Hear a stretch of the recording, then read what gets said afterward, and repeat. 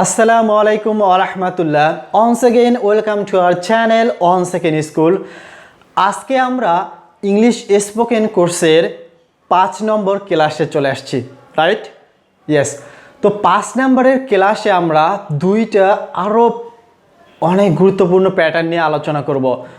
Already তোমরা 4টা video দেখেছো, টিউটোরিয়াল দেখেছো যে ইংলিশ কোর্সের উপর।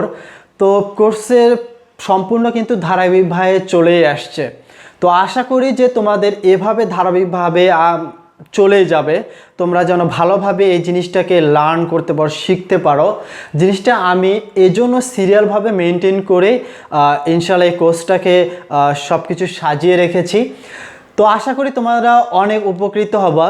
তো চলো আজ শুরু করে দেই, আর বেশি কথা না বাড়িয়ে। তো আজকে আমরা যে প্রথম যে প্যাটার্নটা দেখব, সেই প্যাটার্নটা কিন্তু অনেক গুরুত্বপূর্ণ, বিকজ এটা হচ্ছে অ্যাপোলজি করার ক্ষেত্রে। অনেক সময় আমরা কোনো একটা ভুলে কিছু করে গেলে, বা কোনো বড় ভাইয়ের কাছে অথবা বাবা মার কাছে অথবা টিচারের কাছে, সো আমরা যদি কোনো ভুল করে বসি তখন কিন্তু তার কাছে ক্ষমা চাইতে হয়। তো এই অ্যাপোলজিটা, এই ক্ষমা চাওয়ার ক্ষেত্রে এটা কিভাবে চাইবো, এটা আমরা ইংলিশে শিখে নেব। Very interesting. ওকে, তাহলে অ্যাপোলজি কিভাবে চাইবা, ক্ষমা কিভাবে চাইবা, আমরা সেটা দেখে নেই। প্রথমে দেখে নাও যে I'm sorry to plus verb plus object, এটা হচ্ছে স্ট্রাকচার। তো আমরা একটা দেখে নেই। প্রথমে তোমার আম্মু ভীষণ এসে তোমাকে বকাঝকা করছে। বকাঝকা কেন করছে বলো দেখি? কেনই বা করবে না? তুমি তো অবশ্যই একটা খারাপ কাজ করে আসছো।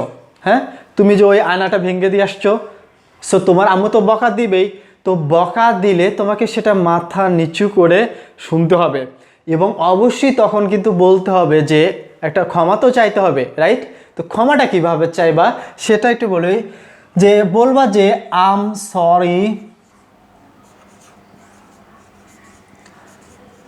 সরি টু ডু ইট, আমি এটা করার জন্য দুঃখিত। সিম্পলিভাবে তুমি বলতেছো তোমার আম্মুকে যে আমি এটা করার জন্য দুঃখিত।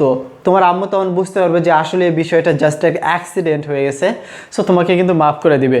তো I am sorry to do it, আমি এটা করার জন্য দুঃখিত, আমি ওটা করার জন্য দুঃখিত, এটা করার জন্য, দ্যাটস ইট, এরকমই, তাই না? ওকে, এরপরে আমরা আসি যে আই এম সরি টু দিয়ে আরও কি বানানো যায়। নেক্সটে আমরা অনেক সময় কিন্তু বড় ভাইদের সাথে বা বাবা মার সাথে বা বড়দের সাথে আমরা কিন্তু অনেক সময় খারাপ ব্যবহার করে থাকি, বা চলাফেরা করতে বসলে বা যে কোনোভাবে হোক খারাপ ব্যবহার কিন্তু অনেক সময় রাগের মাথায় কিন্তু অনেক কিছু করে বেশি। বাট রাগের মাথায় যেটাই করবা সেটাই কিন্তু ভুল, রাইট? রাগের মাথায় কখনো কিচ্ছু করা যাবে না, ঠান্ডা মাথায় চিন্তা করে কাজ করতে হবে। তো রাগের মাথায় তুমি তার সাথে খারাপ ব্যবহার করছো প্রচণ্ড আকারে, তো তার কাছে পরবর্তীতে তুমি রিয়েলাইজ করতে পারতেছো যে আমি এটা কি করলাম, আসলে এটা আমার করার হয়তো উচিত হয়নি, তো আমার রিয়েলাইজ করতেছো। তো তারপরে তার কাছে তুমি ক্ষমা চাইতে যাবা। তো ক্ষমাটা কিভাবে চাইবা? ওকে, তাহলে বলবা যে আই এম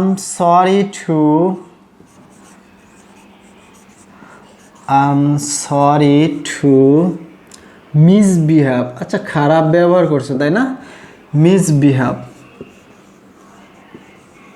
ওকে, তাহলে I am sorry to misbehave, বড় ভাইকে বলতেছো বা আব্বু আম্মুকে বলতেছো বা আঙ্কেলকে বলতেছো যে I am sorry to misbehave, আমি দুর্ব্যবহার করার জন্য বা খারাপ ব্যবহার করার জন্য দুঃখিত। তখন কিন্তু তোমাকে ওই ব্যক্তি মাফ করে দিবে। অবশ্যই যদি রিয়েলাইজ কখনো করে থাকো যে কারোর সাথে খারাপ ব্যবহার করেছো, তার কাছে ছোট হবা না, বাট তোমাকে কিন্তু একটা মানবতা বা মনুষ্যত্ব যে একটা জিনিস আছে এটা কিন্তু প্রকাশ পাবে। তুমি তার কাছে যে যদি ক্ষমা চাও, সে ব্যক্তিটাও কিন্তু তোমাকে অবশ্যই ক্ষমা করবে অ্যান্ড তোমাকে লাইক করবে। ওকে, তাহলে নেক্সট টাইম থেকে এই কাজটা করো। Okay, I am sorry to misbehave.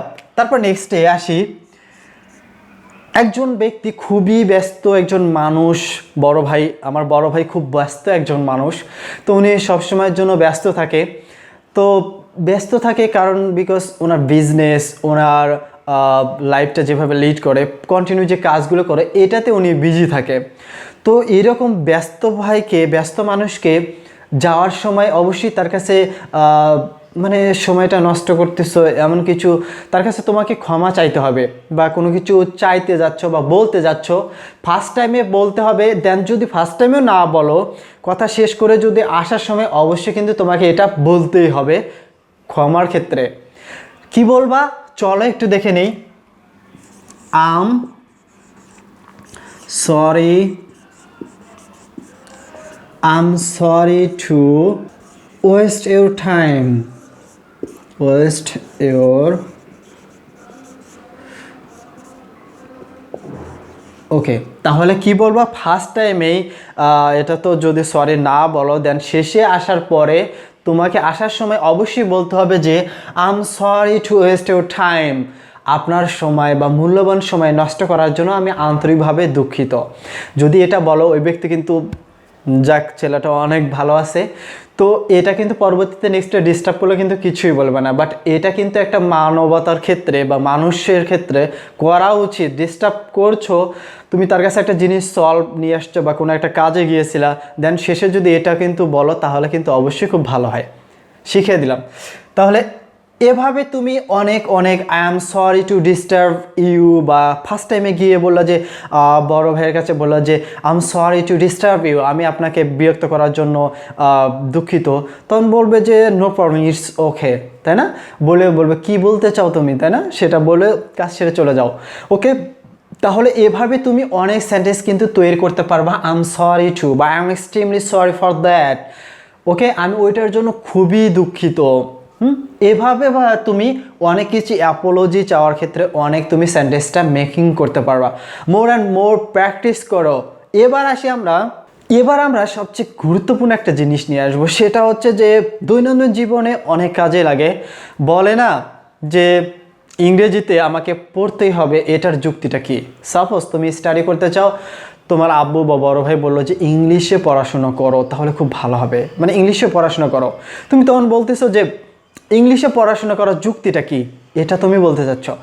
তো আবার কেউ বিদেশে যদি যায়, বা বিদেশে যাওয়ার যুক্তিটা কি, বা ডাক্তার হওয়ার যুক্তিটা কি? শুধু কি ডাক্তার হলে কি লাইফটা কি মানে খুব ভালো হবে?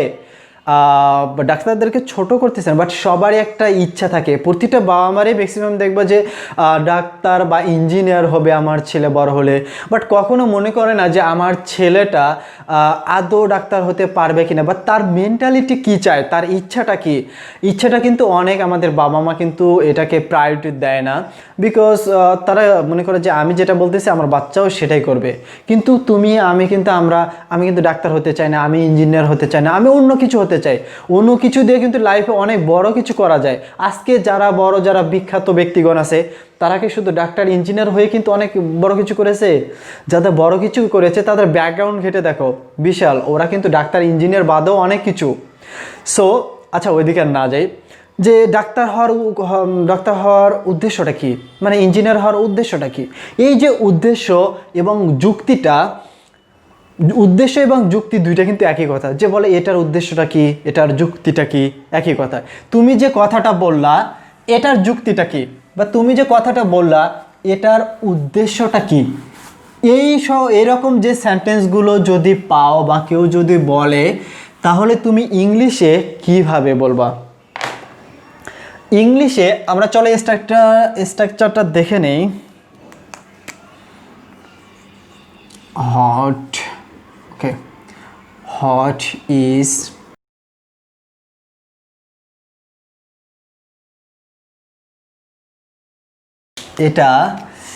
এটা মিন্স উদ্দেশ্য অর যুক্তি।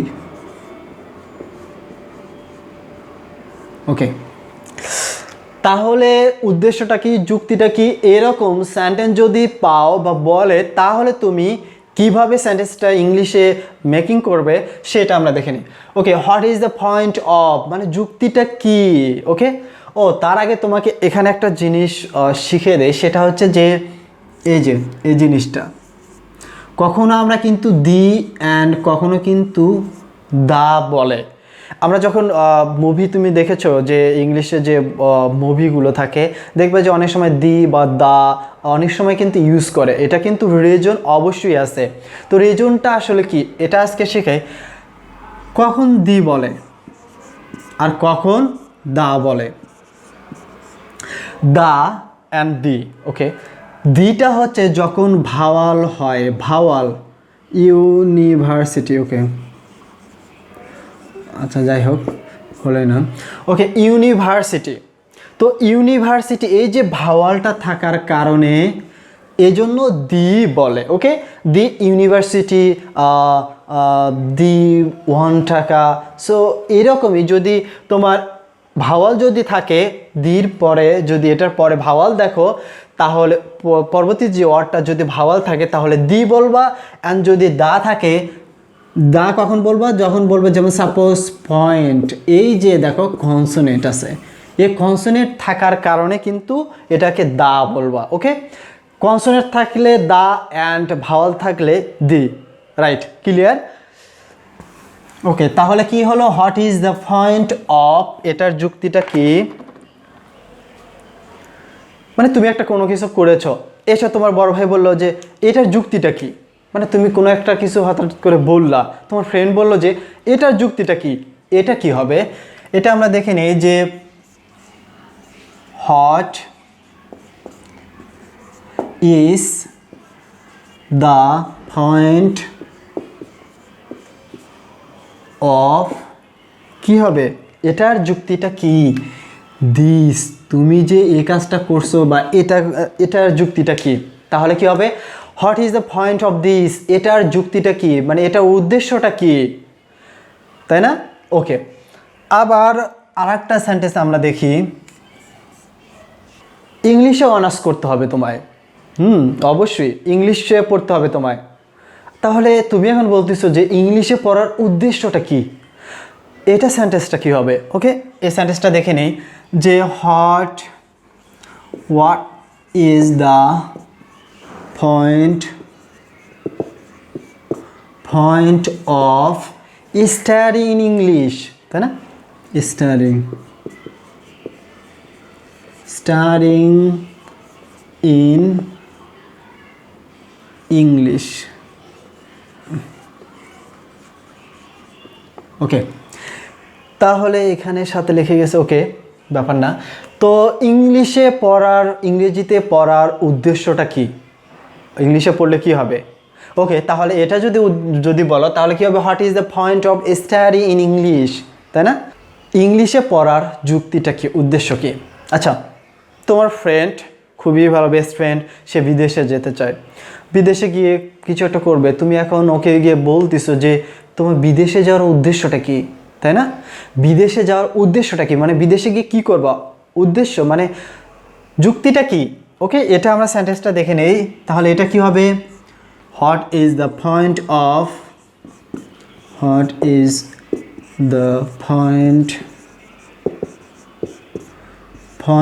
অফ গোয়িং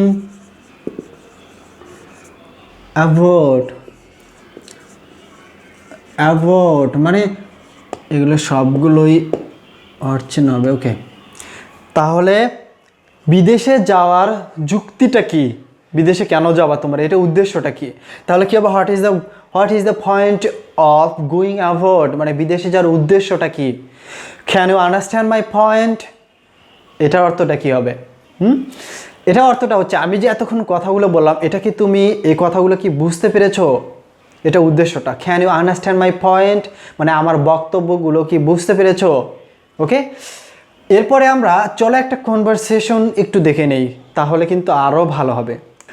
তোমরা আর ফ্রেন্ড সার্কেল মিলে একটা রুমে খুব চিল্লাচিল্লি করছো, উল্লা করছো, চিল করছো, মজা করছো। পাশের রুম থেকে 2-1 বড় ভাই এসে বা বড় কেউ এসে বললো যে এই, তোমাদেরকে বললো না যে চিল্লাচিল্লি করো না, তোমরা বললো যে এই কাজটা সবাই মিলে করো তো। আচ্ছা, এই কাজটা বলে উনি চলে গেল। তোমরা সেই কাজটা করা শুরু করলে সবাই মিলে। একজন ফ্রেন্ড বলে উঠলো যে এই কাজটা দেওয়ার যুক্তিটা কি, উদ্দেশ্যটা কি? তো এটা একটু আমরা অ্যান্সার করে ফেলি। Okay, what is the point of this work? Okay, তাহলে এই কাজটা আমাদের দিয়ে যে গেল, এই কাজটা দেওয়া মানে যুক্তিটা কি? মানে কিছুই তো বুঝলাম না আমরা। তাহলে what is the point of this work, মানে এই কাজটা করার উদ্দেশ্যটা কি, যুক্তিটা কি, মানে দিয়ে গেল, এটা কেন দিয়ে গেল? আরেকজন ফ্রেন্ড কি বলল, ও চালাক খুবই, সে উত্তর দিল কি দেখি আমরা। সে বলল যে টু বি অনেস্ট, মানে সত্য বলতে কি, ওকে, টু বি অনেস্ট মানে সত্য বলতে কি, আই ডোন্ট থিঙ্ক, আমার মনে হয় না, I don't think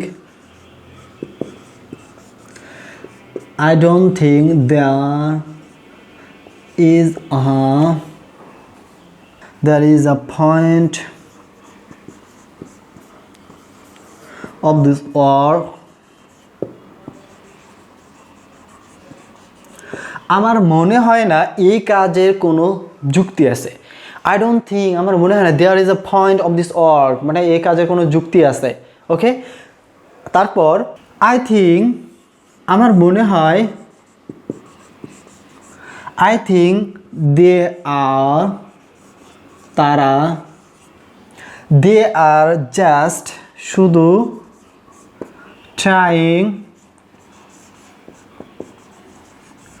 trying to keep us, আমাদেরকে বিজি।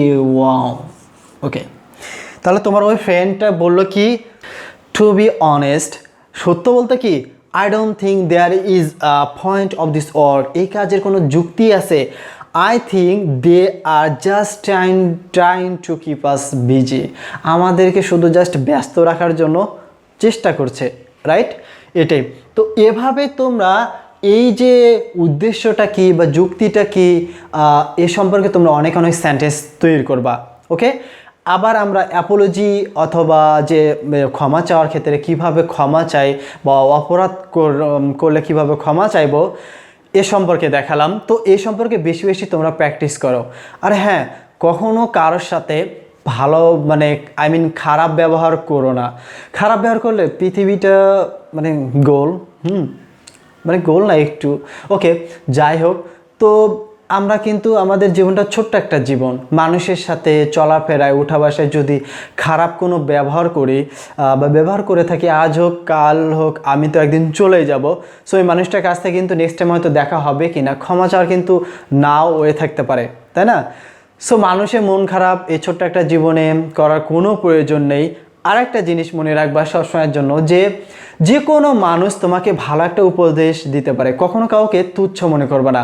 সেটা হোক কেউ বড় একজনকেও, হোক কেউ ছোট্ট একজনকেও, হোক কেউ রাস্তার একটা ফকির কিন্তু তোমাকে অনেক বড় একটা উপদেশ দিতে পারে, রাইট? ওকে, তো আজকের ভিডিও এ পর্যন্তই। ভিডিওটি যদি ভালো লেগে থাকে তাহলে এখনই সাবস্ক্রাইব করো। আর যদি সাবস্ক্রাইব করে থাকো, থ্যাংক ইউ সো মাচ, এবং লাইক, কমেন্ট, শেয়ার।